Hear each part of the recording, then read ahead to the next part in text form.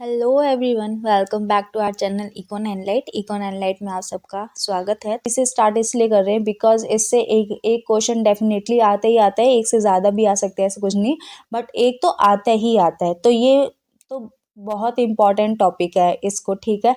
ये तो प्रोबेबिलिटी से स्टार्ट करते हैं। इसमें क्या होता है, फॉर इवेंट होता है। इवेंट क्या होते हैं जो कि आपके अकर होते हैं, मतलब कि जो अकर होने की प्रोबेबिलिटी आप करना चाहते हो वो इवेंट होते हैं, ठीक है। इसको प्रोबेबिलिटी ऑफ इवेंट या फिर प्रोबेबिलिटी ए से डिनोट कर देते हैं। इवेंट ए, इवेंट बी, ऐसे हम डिनोट कर सकते हैं। इसका क्या फॉर्मूला होता है, number of favourable outcome upon में टोटल पॉसिबल आउटकम, कि पॉसिबल आउटकम में से फेवरेबल कितने होंगे इसका रेशियो होता है। And probability of event occurring की जो भी प्रोबेबिलिटी होती है वो हमेशा 0 to 1 होती है, ठीक है। इसमें फिर हमारे आ जाते हैं कॉम्प्लीमेंट्री इवेंट्स आ जाते हैं, ठीक है। कॉम्प्लीमेंट्री इवेंट्स क्या होते हैं, जहाँ पे non occurring of event A, मतलब कि ये तो प्रोबेबिलिटी होगी इवेंट ऑफ अकरिंग ए, ठीक है। फिर उसके बाद जो प्रोबेबिलिटी बचेगी जिसके इवेंट ए के अकर होने के चांस नहीं होंगे, उन्हें हम कौन सी इवेंट बोलते हैं, वो कॉम्प्लीमेंट्री इवेंट्स होते हैं। यहाँ पे प्रोबेबिलिटी ऑफ ए एंड इसको हम डैश से डिनोट करते हैं, मतलब कि इसकी प्रोबेबिलिटी नहीं है अकर होने की, तो ये हो जाएगा 1 माइनस प्रोबेबिलिटी ऑफ ए, ठीक है। जब हम इन दोनों को सम कर देंगे तो टोटल में हमारा 1 आएगा हमेशा, क्योंकि इन दोनों का सम हमेशा 1 होता है, ठीक है।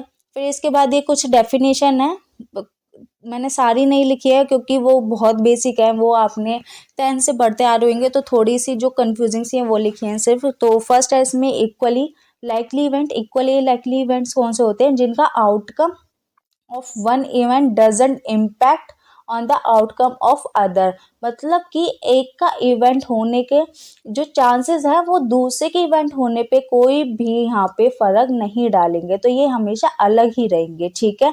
ये इक्वली लाइकली इवेंट्स होंगी, मतलब इनकी प्रोबेबिलिटी जो है वो इक्वली रहेगी, एक दूसरे पे कोई फर्क नहीं डालेगा, ठीक है। फिर आ जाते हैं हमारे एग्जॉस्टिव इवेंट्स कौन से होते हैं, when set of all possible possibility cover entire sample, मतलब कि आपने एक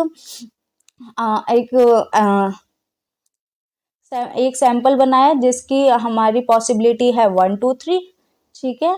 एंड फिर दूसरा सैंपल बनाया जिसकी प्रोबेबिलिटी है 3 4 5। तो यहाँ पे एग्जॉस्टिव इवेंट्स कौन से हो देंगे, जिनके आउटकम पॉसिबल आउटकम क्या है, ये सारे के सारे सैंपल स्पेस को कवर करें, मतलब कि 1 2 3 4 5, जिसमें ये सारे के सारे आउटकम आ जाए वो हमारे कौन से हो जाएंगे, एग्जॉस्टिव इवेंट्स हो जाएंगे। फिर आ जाता है mutually exclusive events. Mutually exclusive events कौन से होते हैं, जो कि आपके साइमल्टेनियसली अक्कर नहीं हो सकते, ठीक है। म्यूचुअली से ये मत आप कंफ्यूज हो जाना कि ये अक्कर हो सकते हैं, नहीं, म्यूचुअली एक्सक्लूसिव है। दिस वर्ड यू हैव, आपको याद रखना है कि एक्सक्लूसिव है, मतलब कि दोनों ही एक दूसरे से एक्सक्लूसिव है, मतलब कि ये एक साथ नहीं अक्कर हो सकते, ठीक है। इसका ये एडिशनल रूल है। एडिशनल रूल क्या कहता है कि प्रोबेबिलिटी ऑफ ए और बी क्या होगी, आप इसको इससे फाइंड आउट कर सकते हैं, इस फॉर्मूले से। एंड इससे प्रैक्टिकल क्वेश्चन आते हैं, तो ये डेफिनेटली आपको पता होना चाहिए। प्रोबेबिलिटी ऑफ ए प्लस में प्रोबेबिलिटी ऑफ बी करेंगे एंड माइनस कर देंगे इन दोनों का इंटरेक्शन, ठीक है। तो दोनों के अलग अलग होने के चांसेस आप ऐड कर देंगे, ये हो जाता है हमारा म्यूचुअली एक्सक्लूसिव इवेंट का एडिशनल रूल, ठीक है। फिर ये तो हो गया हमारा नॉट म्यूचुअली एक्सक्लूसिव इवेंट, ठीक है। मतलब कि नॉट म्यूचुअली एक्सक्लूसिव इवेंट कौन से हो जाएंगे, जैसे कि ये ए इवेंट है, ये बी इवेंट है, तो इनमें कुछ ना कुछ कॉमन फैक्टर आ रहा है, तो मतलब कि ये नॉन एक्सक्लूसिव नहीं है टोटली, कुछ ना कुछ इनमें क्या है, कॉमन फैक्टर है। इसकी वजह से इसमें जो इंटरेक्शन वाला पार्ट है ना वो हमने माइनस कर दिया। फिर नॉन एक्सक्लूसिव में क्या होंगे, ये दोनों ही आपस से बहुत ज़्यादा पूरे के पूरे डिफ्रेंशिएट एक दूसरे से, तो इन दोनों की जो प्रोबेबिलिटी आएगी वो दोनों सिंपल हमने यहाँ पे ऐड कर दी। यहाँ पे हमने जो नॉट म्यूचुअल इवेंट्स है ना उनका एडिशनल रूल इस ये करा है कि दोनों की ऐड कर दी, ए की भी ऐड कर दी, बी की भी ऐड कर दी, एंड उसमें से माइनस कर दे जो हमारा इंटरेक्शन आ रहा था, दोनों के बीच में कुछ ना कुछ कॉमन फैक्टर आ रहा था, ठीक है, जिससे कि वो टोटली नॉन म्यूचुअली इवेंट का एक एडिशन बन जाए। फिर आ जाता हमारा कंडीशनल रूल। कंडीशनल रूल क्या कहता है, when occurring of event A is already non, जब हमें पता है कि एक इवेंट हमारा कि एक इवेंट होने की प्रोबेबिलिटी कितनी है, एंड उसके बेस पे हमें क्या है इवेंट बी निकालना है। तो इसमें हमारे पास कुछ ना कुछ कंडीशन है, इसलिए कंडीशनल रूल बोला है। एंड इसका फॉर्मूला क्या है, that probability of B given, this is given not divide, given A equals to, दोनों का इंटरेक्शन आप करोगे, इंटरसेक्शन, ठीक है, probability of A intersection probability of B divided by probability of A, जो हमारे पास गिवन है यहाँ पे ये डिवाइड है, ठीक है, दिस इज प्रोबेबिलिटी ऑफ ए। मतलब कि इंटरसेक्शन में से आपने प्रोबेबिलिटी ऑफ ए डिवाइड कर दी, तो आपके पास क्या आ जाएगा कि बी के अक्कर होने की प्रोबेबिलिटी आ जाएगी, जब हमारे पास ए गिवन है ऑलरेडी। फिर आपको जॉइंट प्रोबेबिलिटी फार्मूला पता होना चाहिए। जॉइंट प्रोबेबिलिटी फार्मूला कौन सा होता है, ये आपका मल्टीपल रूल भी होता है, ठीक है, इसमें आपको दोनों को ज्वाइन करना पड़ता है। एंड ये हमारा मल्टीप्लीकेशन बोल सकते हैं, इसलिए इंटरसेक्शन आ गया। This is probability of A into में probability of B. Multiple rule क्या बोलता है, जब आपके दोनों केस क्या है, इंडिपेंडेंट इवेंट है। इंडिपेंडेंट इवेंट हम मल्टीपल में बोल देते हैं, एंड ये ही आप क्या बोल सकते हो, नॉट म्यूचुअली एक्सक्लूसिव इवेंट्स, इनको ही आप इंडिपेंडेंट बोल सकते हैं। मतलब कि एक दूसरे से इंडिपेंडेंट है एंड वो उनमें कोई भी ऐसा कॉमन फैक्टर नहीं है, ठीक है।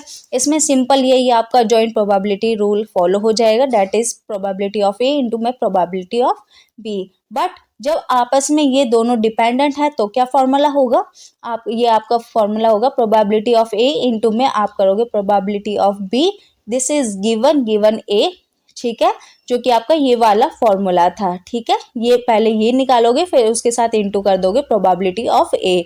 तो बेसिकली आप क्या करोगे,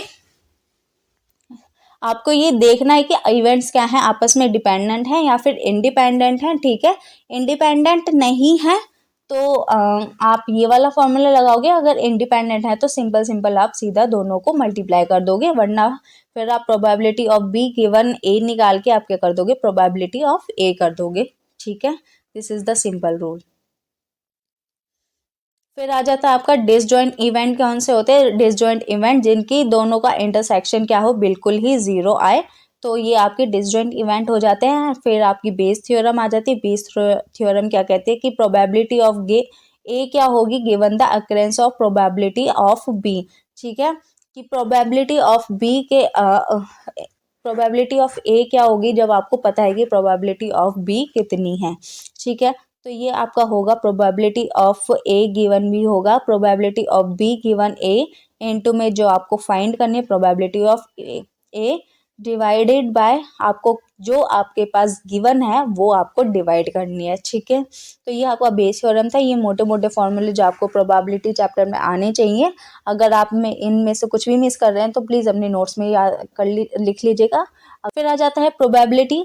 इसमें डिस्ट्रीब्यूशन चैप्टर होता है, ठीक है। प्रोबेबिलिटी डिस्ट्रीब्यूशन, अलग अलग टाइप के डिस्ट्रीब्यूशन होते हैं, जैसे कि एक डिस्क्रीट होता है, एक कंटिन्यूस होता है। डिस्क्रीट में भी हमारे दो पार्ट आ जाते हैं, बाइनोमियल आ जाता है एंड पॉइजन आ जाता है, एंड फिर कंटिन्यूस में हमारा नॉर्मल डिस्ट्रीब्यूशन फंक्शन आ जाता है। तो ये आपका क्या एनालाइज करता है कि क्या नेचर है आपका, ठीक है। फिर एक्सपेक्टेड फ्रीक्वेंसीज बताता है, ऑब्टेन जो कि हमारी थ्योरेटिकल फ्रीक्वेंसी से ऑब्टेन्ड होती है, कंपेयर करता है एक्चुअल एंड एक्सपेक्टेड फ्रीक्वेंसीज को, एंड डिटरमाइन करता है whether the difference between two is significant और नॉट, कि दोनों की फ्रीक्वेंसी में कुछ ना कुछ डिफरेंस है या फिर नहीं है किसी फ्लक्चुएशन की वजह से, ठीक है। फिर ये मैंने बता ही दिया कि ये आपकी दो टाइप की होती है, डिस्क्रीट और कंटिन्यूस। डिस्क्रीट भी फर्दर दो पार्ट में डिवाइड है।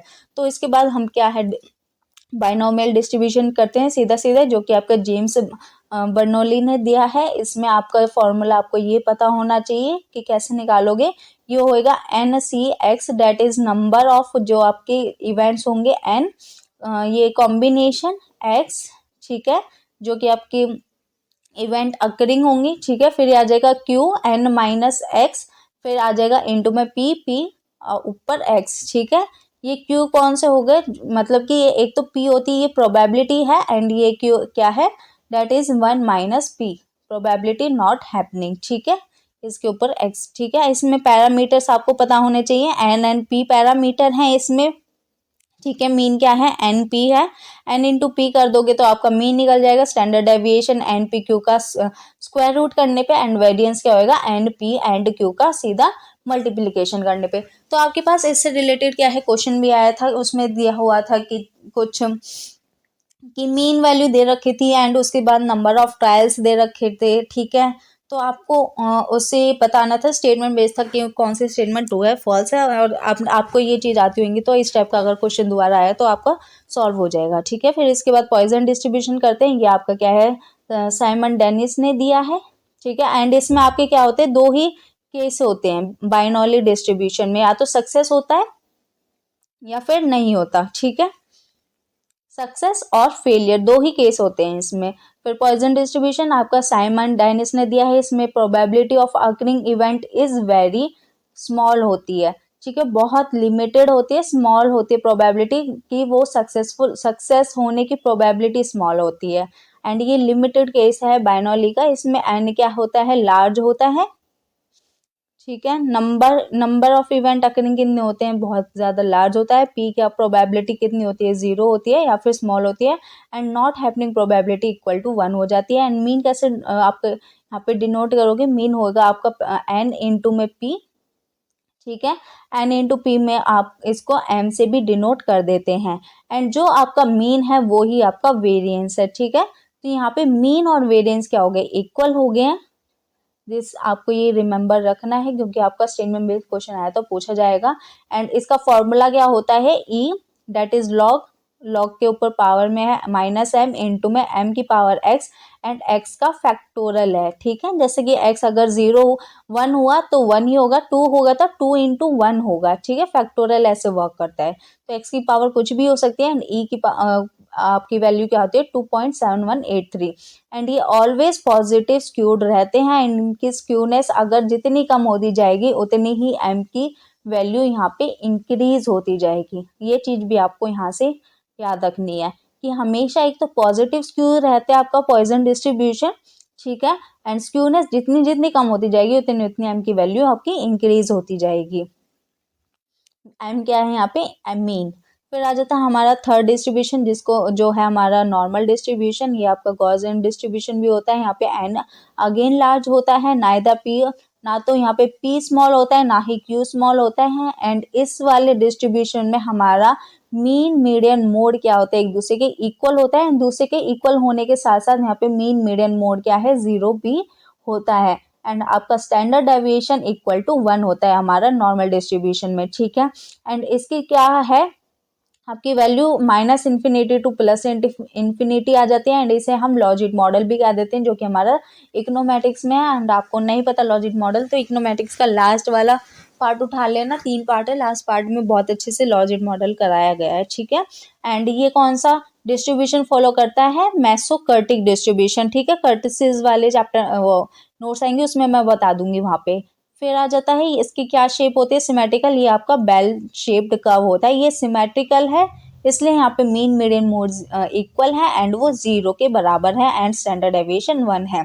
फिर आपका मीन प्लस में 1 आपका वेरिएंस स्टैंडर्ड डेविएशन की वैल्यू होती है 68.27%, and plus minus 2 standard deviation होता है 95.45%, mean plus minus 3 standard deviation होता है 99.73%। ये परसेंटेज भी आप याद रख लीजिए क्योंकि इकोनोमेटिक्स और स्टैट्स के कॉम्बिनेशन टाइप का क्वेश्चन भी आया था, ठीक है। वहाँ पे ऑल्दो आपको इतना वो होगा नहीं, बट एक बार पूछ सकते हैं क्योंकि स्टेटमेंट वेरिएशन में कि आपको टिक मार्क है तो कुछ भी पूछ सकते हैं, तो ये इंपॉर्टेंट है, इसे भी याद रख लीजिएगा।